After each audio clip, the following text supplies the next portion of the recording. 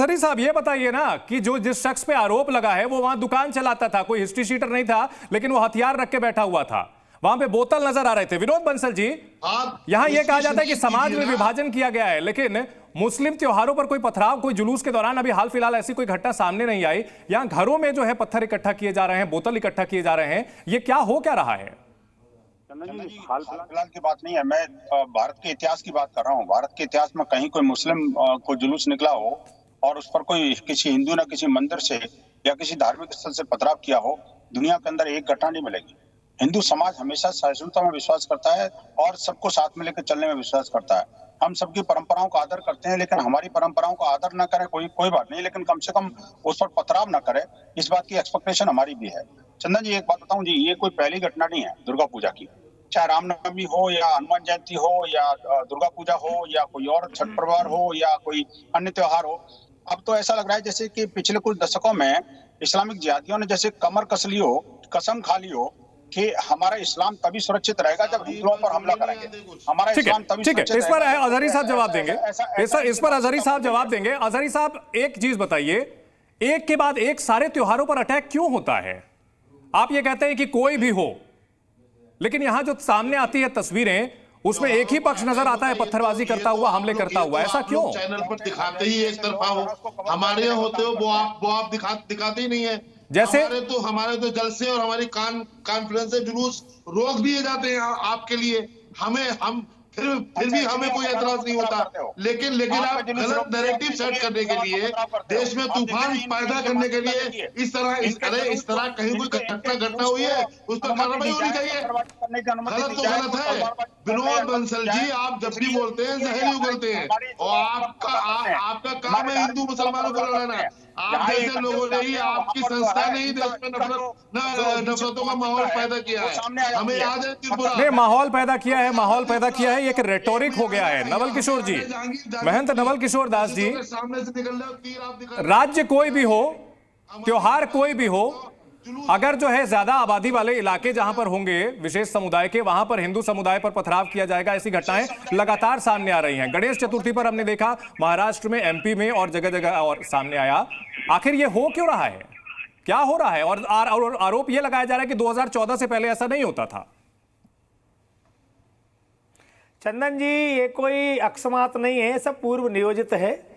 और प्रत्येक मदरसे में यही तो पढ़ाया जाता है कि उनको करना क्या है। जो कुरान को नहीं मानते, जो इस्लाम को नहीं मानते, वो कोई उत्सव नहीं मना सकते हैं, वो कोई जुलूस नहीं निकाल सकते हैं, उन पर पत्थरबाजी करो, उन पर बोतलें फेंको, मौका मिले तो उनकी हत्या कर दो। यही तो सिखाया जा रहा है, उसी का दुष्परिणाम है ये कोई अकस्मात थोड़ी हो गया है कि एकाएक हो गया हो। उनको बचपन से यही सिखाया जाता है, जिस दिन से कथना किया जाता है उस दिन से यही सिखाया जाता है दूसरों की गर्दन काटना है, तो उसका ही दुष्परिणाम है। इसलिए सबसे आवश्यक है कि प्रत्येक मदरसे को पहले बंद किया जाए। सब लड़के जाकर कॉलेज में पढ़ेंगे, विद्यालय में पढ़ेंगे, तो मुझे लगता है आधा आतंकवाद समाप्त हो जाएगा। उनको रात दिन यही पढ़ाया जाता है, जो कुरान को नहीं मानते, इस्लाम को नहीं मानते, उन्हें जीने का कोई अधिकार नहीं हो, काफिर हैं, उन्हें मारो, उन्हें करो, उन्हें काटो। तो जब रात दिन बच्चे यही सुनेंगे तो करेंगे, और क्या करेंगे? इसके अलावा और क्या कर सकते हैं? वो कोई कंप्यूटर थोड़ी चलाएंगे, छुरी चाकू ही चलाएंगे। ठीक है, नवीन दुबे जी जवाब दीजिए इस पर। जैसे हमारे नवीन दुबे जी, एक नैरेटिव बनाया जा रहा है कि धर्म खतरे में है, इस्लाम खतरे में है, हमारे ऊपर जुल्म किया जा रहा है, और ऐसे में आम लोग जो है कहीं ना कहीं इस तरह की हरकत कर रहे हैं। मैं तो महंत जी से सवाल करूंगा कि आप महंत जी बताइए, अभी हाल या पिछले 1-2 साल पहले योगी आदित्यनाथ जी की सरकार ने पूरे उत्तर प्रदेश में मदरसों के सर्वे कराए। उसमें जो मदरसे सही पाए गए उनको उन्होंने ये कहा हम अनुदान देंगे और इनको मॉडर्न बनाएंगे। सही है ही नहीं साहब, तो ये लाखों रुपए की तनख्वाह ले रहे हैं, उन्हें देश के प्रधानमंत्री का नाम नहीं पता। जो तुम्हारे मौलाना है लाखों रुपए तनख्वाह ले रहे हैं, देश के राष्ट्रपति का नाम नहीं पता उनको एक किताब के अलावा और कोई सब्जेक्ट नहीं पता है। डरते हैं, आपकी हिम्मत नहीं पड़ती है महाराज जी, आप क्यों नहीं बोल पा रहे? डरते हैं, हम तो डंके की चोट से कह रहे हैं द्विवेदी कि प्रत्येक मदरसे को बंद कर दिया जाए, मदरसे की जगह बच्चे विद्यालय में जाकर। नवीन जी, मुद्दे पर आइए ना, डाइवर्ट मत कीजिए मुद्दे को। मार कभी बंद नहीं होगी। और दूसरी चीज, अब आते दंगे के मुद्दे, मार काट कभी बंद नहीं होगी जब तक मदरसे चालू रहेंगे, क्योंकि मदरसे में यही पढ़ाया जाता है, इसके बाहर निकलने नहीं जाता बच्चों को। अब बच्चे तो जो सीखेंगे, जो पढ़ेंगे वही करेंगे। अरे तो ये आपकी प्रदेश में सरकार आपकी है, उत्तर प्रदेश के अंदर बहराइच उत्तर प्रदेश में आप, और यहाँ पर दंगे हो रहे हैं ना, बंद कर रहे हैं, काफी बंद कर दिया, वो भी कर देंगे। बैठी है, क्या कर रही है सरकार? नहीं, जहां पर सरकार जो है विपक्षी पार्टियों की है, मतलब पश्चिम बंगाल में ममता बनर्जी जिम्मेदार हैं, झारखंड में जो है हेमंत सोरेन जिम्मेदार है ना, नवीन दुबे जी।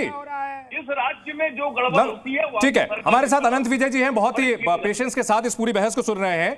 अनंत विजय जी, पिछले कुछ दिनों में चाहे कोई भी हिंदू त्योहार हो, बिना पथराव के, बिना हिंसा के पूरा नहीं हो पा रहा है, आखिर इसके पीछे क्या वजह देखते हैं आप? और बहराइच में जो हिंसा हुई है, या क्या अब हर मंदिर, हर जो रास्ते में हर घर पड़ रहा हो, हर दुकान पड़ रहा हो, हर मस्जिद पड़ रही हो, उसकी प्रशासन को जांच करनी चाहिए कि पत्थर और बोतल तो नहीं रखे वहां पे? चंदन जी, देखिए, ये बड़ा ही गंभीर मसला है। उत्तर प्रदेश में 10 विधानसभाओं के उपचुनाव भी होने, और इसको सियासत से जोड़कर देखा जाना चाहिए। और मुझे लगता है कि जिस प्रकार से पिछले 2 दिनों में कौशाम्बी, गोंडा और बहराइच 3 जगह पे घटनाएं हुई, वो एक सोची समझी रणनीति या साजिश का हिस्सा प्रतीत होती हैं। ऐसा नहीं है कि किसी के छत पर चले, और उस रामगोपाल मिश्रा को देखिए, उसके छाती में गोलियां मारी गई हैं। तो इस प्रकार से ये एक बहुत बड़ा आपराधिक कृत्य है, और योगी आदित्यनाथ की सरकार को खुलेआम चुनौती भी दी है प्रशासन को, इन गुंडों ने और इन दंगाइयों ने। मैं तो स्पष्ट रूप से हिंदू मुसलमान कहता हूं, क्योंकि वो समय चला गया जब हम समुदाय बोल के एक दूसरे को बचाते थे, क्योंकि देश की आवाम को ये जानने का हक है कि किस समुदाय ने किस समुदाय पर आक्रमण किया। ठीक है, अगर आपको किसी प्रकार की कोई दिक्कत थी तो कानून सम्मत तरीके से, विधि सम्मत तरीके से प्रशासन के साथ मिलकर उसको हल किया जा सकता था। आप एक तरफ तो कहते हो कि आप कानून हाथ में नहीं लेना चाहिए, दूसरी तरफ छत से पथराव करते हो, लोगों को गोलियां मारते हो। ये कहां, ये ठीक है। और सबसे बड़ी बात कि ये उस पार्टी के समर्थक हैं जिन्होंने अपने हाथ में संविधान लेकर पूरे लोकसभा चुनाव के दौरान देश भर में जो लोग घूमते थे, ये उनके समर्थक हैं कि हम संविधान बचाने। नवीन जी जवाब दीजिए, नवीन जी जवाब दीजिए। अनंत जी, मेरा एक सवाल है, सरकार का कोई इकबाल होता है कि नहीं होता है? कानून व्यवस्था की जिम्मेदारी किसकी होती है? सरकार की होती है, उसके प्रशासनिक अधिकारियों की होती है। अगर कोई व्यक्ति साजिश कर रहा है, दंगे हो रहे हैं, आपके पास दुनिया का इंटेलिजेंस है, दुनिया की आप फंडिंग कर रहे हैं, आजकल तो अत्याधुनिक व्यवस्थाएं हैं, क्या सब हथियार रख के बैठे हैं? या और जिम्मेदारी के साथ कहूंगा अनंत जी, ये व्यवस्था केवल चुनावी लाभ लेने के लिए हो सकता है कि उस दल के द्वारा की गई हो जिसकी बुनियाद। नवीन जी, यहाँ एक सवाल आपसे मैं लूंगा, उसके बाद फिर जवाब जाऊंगा अनंत विजय जी के पास में। नवीन जी, ये बताइए कि पश्चिम बंगाल में हिंसा हो रही है, उसके लिए ममता बनर्जी जिम्मेदार हैं? दुर्गा पूजा पंडाल पर जिम्मेदार हैं? तौर पर सरकार का है, ममता बनर्जी जिम्मेदार हैं? ठीक है, हेमंत सोरेन जिम्मेदार है? झारखंड में हमला हुआ तो झारखंड में हमला हुआ तो जिम्मेदार हैं? अनंत विजय जी, अनंत विजय जी, ये क्या सरकारों की समस्या है या फिर सोच की समस्या है, समुदाय की सोच की समस्या है? उसे ये बताया जा रहा है कि आप शोषित हैं, आप पीड़ित हैं, आपको दबाया जा रहा है। कुंठित सोच है। मैं नवीन दुबे जी से बहुत विनम्रता के साथ ये कहना चाहता हूं कि इसको एक सोसाइटल और इसको एक सामुदायिक समस्या के रूप में देखना चाहिए। ये कानून व्यवस्था की समस्या नहीं है। इस पर जिस प्रकार से पूरा एक तंत्र काम करता है, उसमें सरकार की है ना। आपकी बात से सहमत हूं। मैंने नवीन जी शुरुआत में ही कहा कि ये तो योगी आदित्यनाथ सरकार के प्रशासन को खुली चुनौती है कि कौशाम्बी से लेकर, गोंडा से लेकर बहराइच तक में दंगे हो रहे हैं, ये चुनौती है उनको। लेकिन मेरा ये मानना है कि जिस प्रकार से प्रशासन को कार्रवाई करनी चाहिए, प्रशासन अपनी कार्रवाई करेगा। सरकार के मुखिया ये दावा करते हैं कि मेरे प्रदेश में एक दंगा नहीं हो सकता है, और वहां दंगे हो रहे हैं। सरकार के मुखिया नहीं तो सरकार को चाहिए। नूर अहमद अजहरी साहब, ठीक है, इससे एक सवाल, नवीन जी आपने जो बात कही है उससे मैं एक सवाल जो है नूर अहमद अजहरी साहब से लूंगा। अजहरी साहब, फिर अब से जो है जुलूस निकले तो हर घर की तलाशी ली जाए, हर घर में तलाशी ली जाए कि वहां पत्थर है कि नहीं, बोतल है कि नहीं, मस्जिदों में जाकर के चेक किया जाए। क्या यही होना चाहिए? सरकार को यही करना चाहिए? घर से ज्यादा महत्वपूर्ण मस्जिद। सरकार छोड़ कब रही है? सरकार ने मुसलमानों के घरों को, मुसलमानों की इबादत इस नैरेटिव को छोड़िए सर अजहरी साहब, ये नैरेटिव कहीं ना कहीं जिम्मेदार है। ऐसे ही बदनाम कर रहा है, कोई नहीं ये बदनाम करना है, तस्वीरें दिखाई दे रहे हैं। इसकी सही आप शिनाख्त करा लें, सब हकीकत सामने आ जाएगी।